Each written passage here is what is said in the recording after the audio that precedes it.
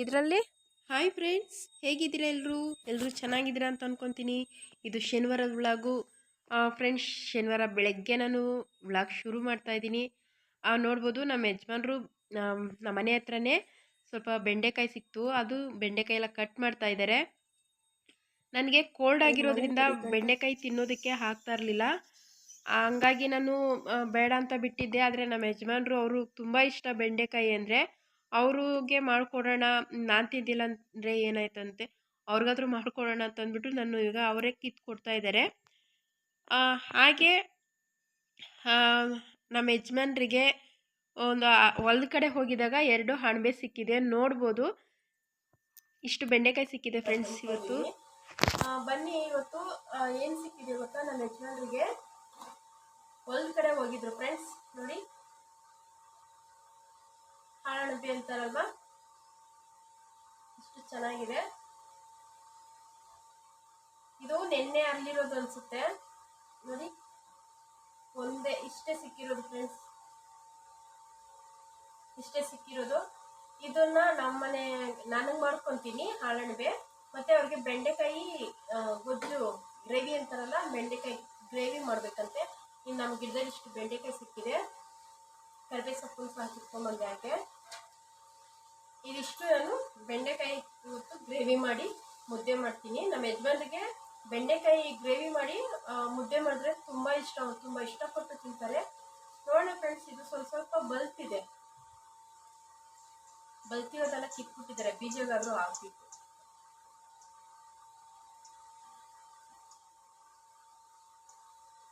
Okay friends, ನಾನಿವಾಗ ಅಡುಗೆ start ಮಾಡ್ತೀನಿ.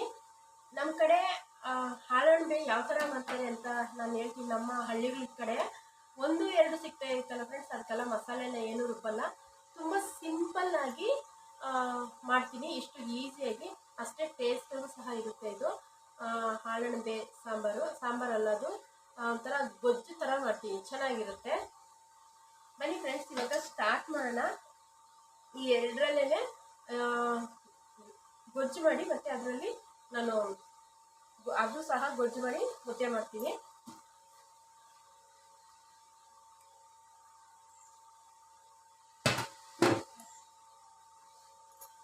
ವಿಪರೀತ ಶೆಕೆ ಫ್ರೆಂಡ್ಸ್, ಅಡಿಯೋಕ್ಕೆ ಆಗ್ತಾಯಿಲ್ಲ, ಅಷ್ಟೊಂದು ಶೆಕೆ ಆಗ್ತಾ ಇದೆ.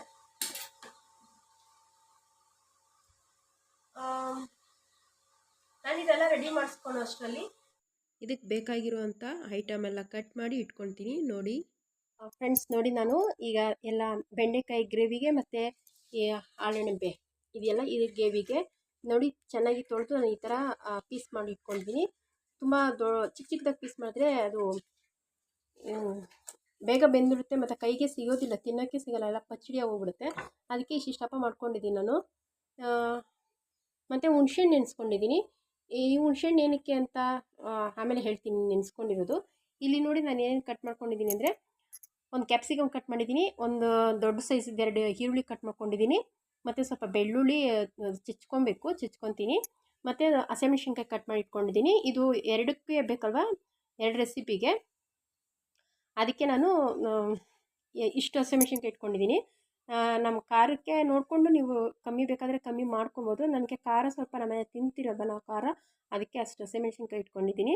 ಇಲ್ಲಿ ಒಂದು ದಪ್ಪ ಸೈಜಿದ್ದೆ ಒಂದು 2 ಟೊಮೊಟೊ ಈ ಥರ ಕಟ್ ಮಾಡಿ ಇಟ್ಕೊಂಡಿದ್ದೀನಿ. ಈಗ ಫಸ್ಟಿಗೆ ಏನು ಮಾಡೋಣ ನೋಡೋಣ. ನೋಡಿ, ಇಲ್ಲಿ ನಾನು 2 ಕಡೆನೂ ಇಟ್ಕೊಂಡಿದ್ದೀನಿ. ಒಂದು ಕಡೆ ಬೆಂಡೆಕಾಯಿ ಹುರ್ಕೊತೀನಿ, ಇನ್ನೊಂದು ಕಡೆ ಮಶ್ರೂಮ್ ಗ್ರೇವಿ ಮಾಡ್ಕೊತೀನಿ. ಈಗ ಇದು ಯಾವ ಥರ ಮಾಡೋದು ಅಂತ ನೋಡೋಣ ಬನ್ನಿ.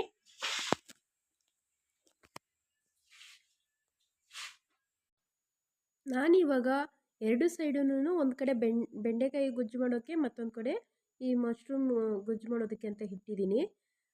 ಫಸ್ಟಿಗೆ ನಾನಿಲ್ಲಿ ಈ ಕಡೆ ಮಶ್ರೂಮ್ ಗೊಜ್ಜು ಮಾಡೋದ್ಕೊತಾ ಇದ್ದೀನಿ, ಆ ಕಡೆ ಬೆಂಡೆಕಾಯಿ ಹುರಿಯೋದಕ್ಕೂ ಸಹ ಇಟ್ಟಿದ್ದೀನಿ ಫ್ರೆಂಡ್ಸ್.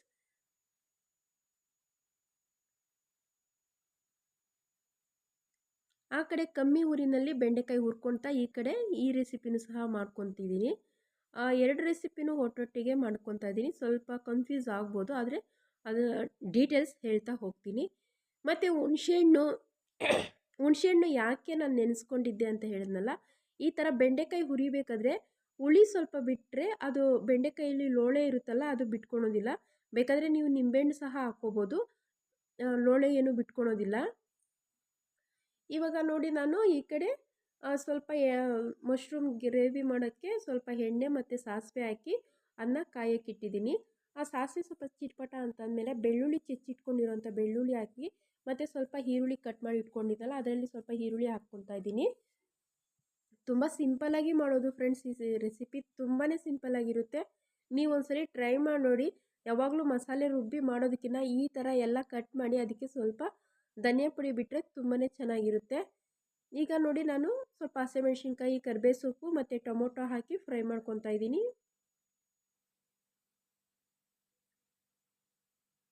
ಒಂದು ಎರಡು ಅಣಬೆಗಳು ಸಿಕ್ಕಿದ್ರೆ ಈ ಥರ ಮಾಡ್ಕೊಬೋದು. ತುಂಬ ಅಣಬೆ ಸಿಕ್ಕಿದ್ರೂ ಅಷ್ಟೇ ಫ್ರೆಂಡ್ಸ್, ಇದೇ ಥರನೇ ಮಾಡಿ. ಮಸಾಲೆ ರುಬ್ಬಿ ಮಾಡಿದ್ರೆ ಅದೊಂಥರ ಅಷ್ಟೊಂದು ಇಷ್ಟ ಆಗೋದಿಲ್ಲ ನಮ್ಮ ಕಡೆ. ಇವಾಗ ಸ್ವಲ್ಪ ಅರಿಶಿನ ಮತ್ತು ಉಪ್ಪು ಹಾಕಿ ಟೊಮೊಟೊ ಬೇಯಿಸ್ಕೊಂಡು ಅದು ಚೆನ್ನಾಗಿ ಮ್ಯಾಶ್ ಆಗೋ ಥರ ಬೇಯಿಸ್ಕೊಬೇಕು. ಈಗ ಆ ಕಡೆ ಸ್ವಲ್ಪ ಎಣ್ಣೆ ಹಾಕಿ ಬೆಂಡೆಕಾಯಿನ ಹುರ್ಕೊತಾ ಇದ್ದೀನಿ.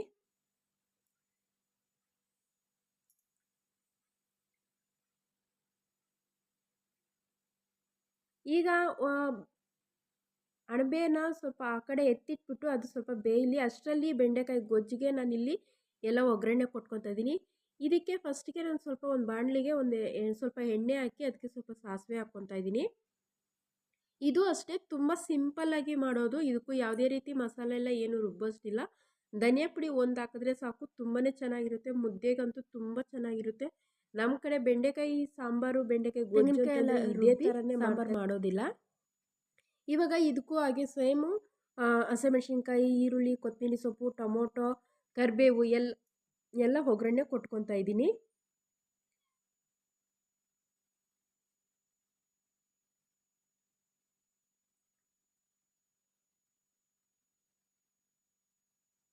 ಸ್ವಲ್ಪ ಉಪ್ಪು ಮತ್ತು ಅರಿಶಿನ ಬೆಂಡೆಕಾಯಿ ಗೊಜ್ಜಿಗೂ ಈಗೂ ಅದಕ್ಕೂ ಸ್ವಲ್ಪ ಹಾಕ್ಕೊಂಡು ಫ್ರೈ ಮಾಡ್ಕೊತಾ ಇದ್ದೀನಿ.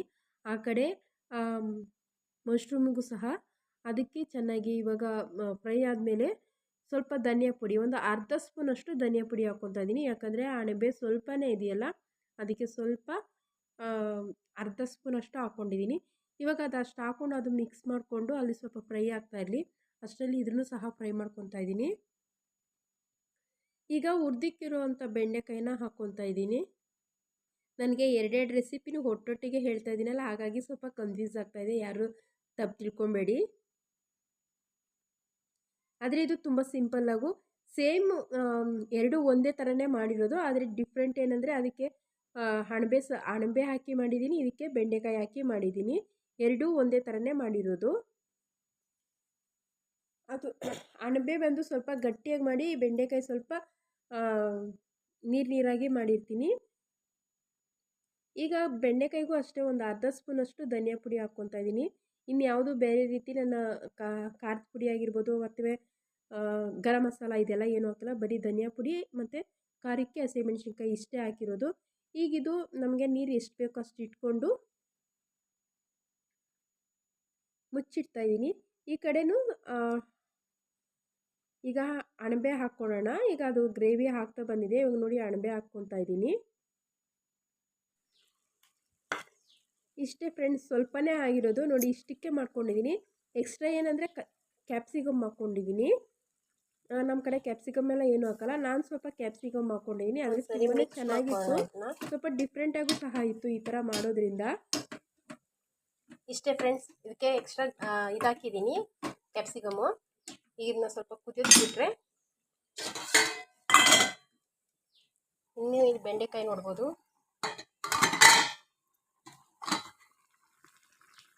ಅದು ಸಹ ಕುದೀತಾ ಇದೆ. ಫ್ರೆಂಡ್ಸ್, ಇವಾಗ ತೆಗೆದು ನೋಡೋಣ ಇದೇನಾಗಿದೆ ಅಂತ. ಒಳ್ಳೆ ಘಮ ಬರ್ತದೆ ಫ್ರೆಂಡ್ಸ್, ಇಷ್ಟು ಘಮ ಘಮ ಅಂತದೆ. ಧನಿಯಾ ಪುಡಿ ಹಾಕಿರ್ತೀರಲ್ವ, ನೋಡಿ ಇನ್ನು ಸ್ವಲ್ಪ ಕುದ್ರೆ ಇದು ಆಗುತ್ತೆ. ಇಷ್ಟೇ ಬೇಯಬೇಕು ಫ್ರೆಂಡ್ಸ್, ಜಾಸ್ತಿ ಬೆಂದರೆ ಅದು ಕೈಗೆ ಸಿಕ್ಕಲ್ಲ ಮತ್ತು ಬಾಯಿಗೂ ಸಿಗಲ್ಲ, ಅದು ಆ ಥರ ಆಗುತ್ತೆ. ಇನ್ನು ಈ ಬೆಂಡೆಕಾಯಿ ಗ್ರೇವಿ ನೋಡೋದಂದರೆ ಇದು ಸಹ ಆಗೋಗಿದೆ.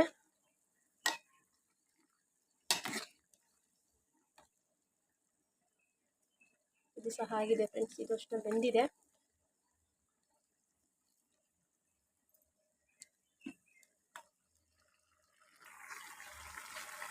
ಫ್ರೆಂಡ್ಸ್, ಇವಾಗ ಇದಕ್ಕೆ ಸ್ವಲ್ಪ ಕೊತ್ತಂಬರಿ ಸೊಪ್ಪು ಹಾಕೋಣ. ಹಾಗೆ ಮುಚ್ಚಿಡ್ತೀನಿ ಇದನ್ನು.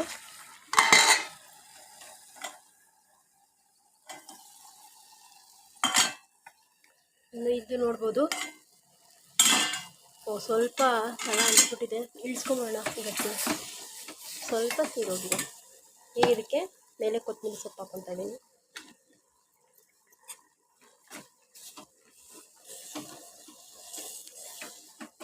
ಅಷ್ಟೇ ಫ್ರೆಂಡ್ಸ್, ಸ್ಟವ್ ಆಫ್ ಮಾಡ್ಕೊಂಡ್ಬಿಡ್ತೀನಿ. ಚೆನ್ನಾಗಿ ಮಿಕ್ಸ್ ಮಾಡಿಕೊಂಡ್ರೆ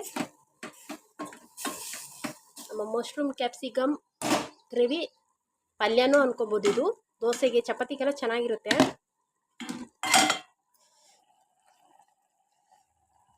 ಇನ್ನು ಇದು ನೋಡೋದಾದರೆ ಇದು ಮುಗೀತು, ಇದು ಆಗಿದೆ ಫ್ರೆಂಡ್ಸ್.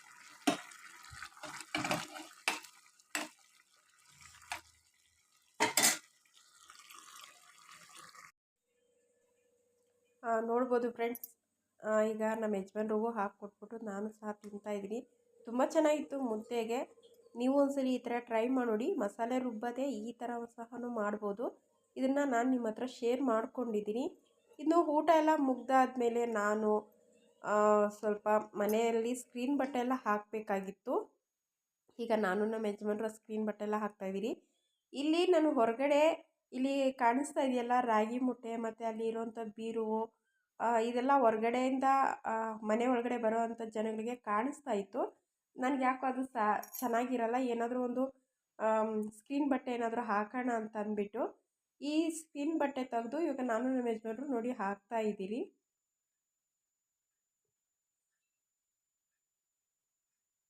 ನನಗೆ ಚೆನ್ನಾಗಿ ಕಾಣಿಸುತ್ತೆ ಅಂತ ಅಂದ್ಕೊಂಡು ಹಾಕ್ತಾಯಿದ್ದೀನಿ. ನಿಮಗೇನು ಅನಿಸುತ್ತೆ ಪ್ಲೀಸ್ ಕಮೆಂಟ್ ಮಾಡಿ. ಇದು ಹಾಕ್ತಿರೋದು ಒಳ್ಳೆಯದೇನಾ ಅಥವಾ ಬೇಡವಾಗಿತ್ತಾ ಪ್ಲೀಸ್ ಏನು ಅಂತ ನಿಮ್ಮ ಅನಿಸಿಕೆ ಕಮೆಂಟ್ ಮುಖಾಂತರ ತಿಳಿಸಿ. ಮತ್ತು ಅಲ್ಲಿ ಸಜ್ಜೆ ಇದೆಯಲ್ಲ, ಆ ಸಜ್ಜೆಗೂ ಸ್ವಲ್ಪ ಹಾಕಬೇಕಾಗಿತ್ತು. ಅದು ನೋಡೋಣ, ಅದಕ್ಕೆ ರೆಡಿ ಮಾಡೋಕ್ಕೆ ಕೊಟ್ಟಿದ್ದೀನಿ ಸ್ಕ್ರೀನ್ ಬಟ್ಟೆ. ಅದು ಇನ್ನೂ ರೆಡಿ ಆಗಿರಲಿಲ್ಲ.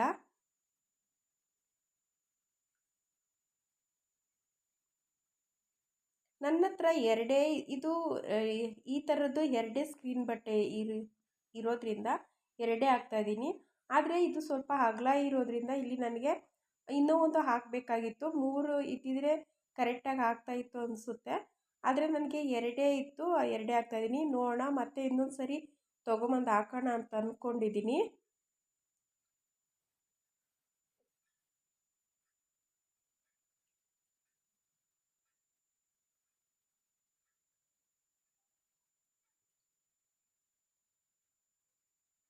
ಚೆನ್ನಾಗಿ ಕಾಣಿಸ್ತಾ ಇದೆಯಾ ಫ್ರೆಂಡ್ಸ್? ಪ್ಲೀಸ್ ಕಮೆಂಟ್ ಮಾಡಿ ಯಾವ ಥರ ಇದೆ ಇದು ಅಂತ. ನನಗೆ ಇಷ್ಟ ಆಯಿತು. ಇನ್ನು ಒಂದು ಇದ್ದಿದ್ರೆ ತುಂಬಾ ಚೆನ್ನಾಗಿರ್ತಾಯಿತ್ತು.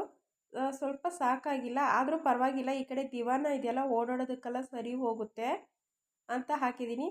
ಆದರೆ ಇನ್ನೊಂದು ಸರಿ ನಾನು ಇನ್ನೊಂದು ಮನೆಗೆಲ್ಲ ಸ್ವಲ್ಪ ಇನ್ನೂ ಸ್ಕ್ರೀನ್ ತೆಗಿಬೇಕಾಗಿದ್ದು, ಅದು ತೆಗೆದಾಗ ಇದೇ ಥರದೇ ಇನ್ನೂ ಒಂದು ತೊಗೊಂಡ್ಬಂದು ಹಾಕೋಣ ಅಂತ ಅಂದ್ಕೊಂಡಿದ್ದೀನಿ.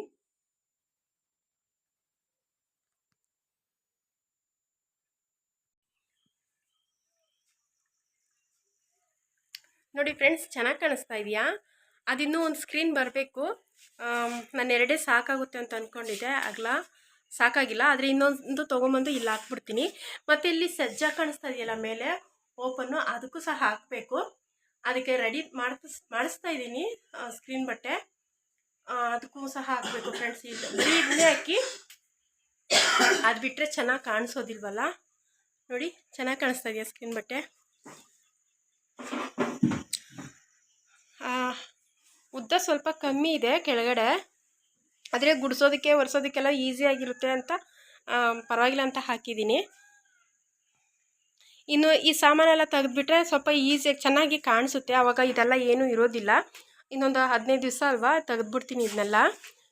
ಅಲ್ಲಿವರೆಗೂ ಈಗ ಹಾಕಿರ್ತೀನಿ. ದೊಡ್ಡದೇ ಸ್ಕ್ರೀನು ತೊಗೊಂಬರ್ಬೇಕು ಫ್ರೆಂಡ್ಸ್. ಸದ್ಯಕ್ಕೆ ತೊಗೊಂಬರೋವರೆಗೂ ಇದೇ ಹಾಕಿರ್ತೀನಿ. ಮತ್ತು ನಾನು ಯಾಕೆ ಹಾಕಿದ್ದೀನಿ ಅಂತಂದರೆ, ನಿಮ್ಗೆ ಗೊತ್ತಲ್ವ, ಇಲ್ಲಿ ರಾಗಿ ಮುಟ್ಟೆಗಳೆಲ್ಲ ಇದೆ. ಇಲ್ಲಿ ನೋಡಿ, ಇದೆಲ್ಲ ಇಟ್ಟಿದ್ದೀನಲ್ವ, ಓಪನ್ ಆಗಿ ಕಾಣಿಸುತ್ತೆ, ಚೆನ್ನಾಗಿರೋದಿಲ್ಲ. ಇನ್ನು ಅದೆಲ್ಲ ಬಂದವ್ರಿಗೆ ಹೋದವ್ರಿಗೆಲ್ಲ ಕಾಣಿಸುತ್ತೆ ಅಲ್ವಾ, ಅದಕ್ಕೆ ನಾನು ಸ್ಕ್ರೀನ್ ಬಟ್ಟೆ ಹಾಕ್ಸಿರೋದು. ಇದು ಈ ಥರ ಹಾಕಿರೋದು ಇಷ್ಟ ಆಗಿದ್ದರೆ ಚೆನ್ನಾಗಿದ್ದರೆ ಅಥವಾ ನನ್ನ ಪ್ಲಾನ್ ಚೆನ್ನಾಗಿದ್ದರೆ ಪ್ಲೀಸ್ ಕಮೆಂಟ್ ಮಾಡಿ. ಚೆನ್ನಾಗಿ ಕಾಣಿಸ್ತಾ ಇದೆಯಾ ಅಥವಾ ನಾನು ಮಾಡಿರೋದು ಕರೆಕ್ಟಾಗಿದೆಯಾ ಅಂತ. ಈ ವಿಡಿಯೋನ ಇಲ್ಲಿಗೆ ಎಂಡ್ ಮಾಡ್ತಾಯಿದ್ದೀನಿ. ಇವತ್ತಿನ ವಿಡಿಯೋ ಇಷ್ಟ ಆಗಿತ್ತು. ಓಕೆ ಫ್ರೆಂಡ್ಸ್, ಮತ್ತೊಂದು ವಿಡಿಯೋನಲ್ಲಿ ಸಿಗ್ತೀನಿ. Thank you so much. Bye.